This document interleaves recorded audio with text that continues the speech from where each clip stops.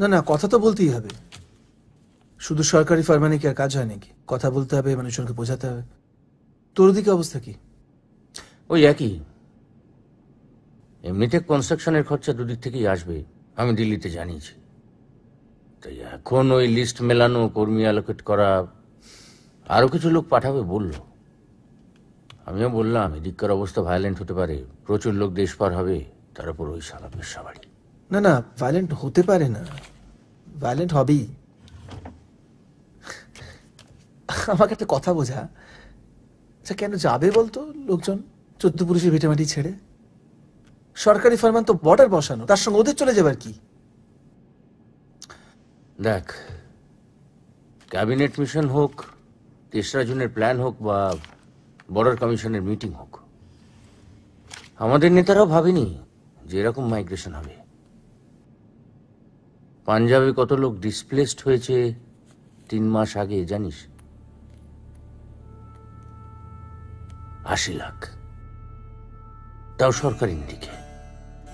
80 লাখ। শব্দ দুটো ভালো করে মাথার মধ্যে চিবিয়ে নে। যে কারণে, যে ভয়, যে ঘটনাগুলোর জন্য এসব ঘটছে, 2 টাউনের লোককে বোঝালেই হবে। সে তো বোঝাবি, কিন্তু তাতে কাজ হবে? আলবাত হবে।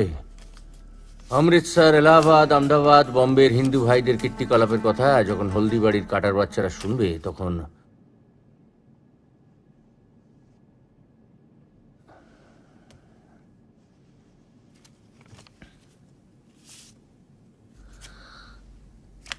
কাটা লেড়ে মোল্লা, আর ওদিকে সুযোগ পেলেই রবীন্দ্র নজরুল সন্ধ্যা। বাঙালি।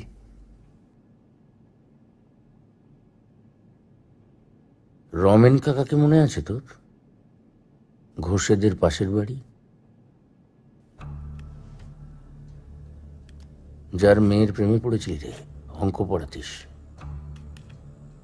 কুসুম।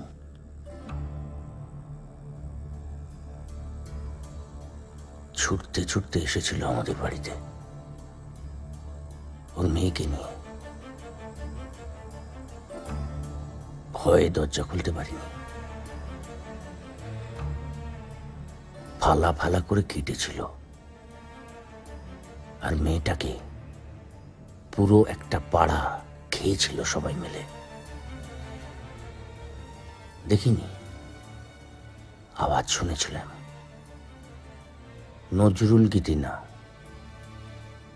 অন্য আওয়াজ।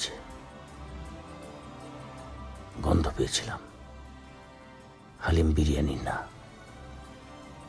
অন্য গন্ধ।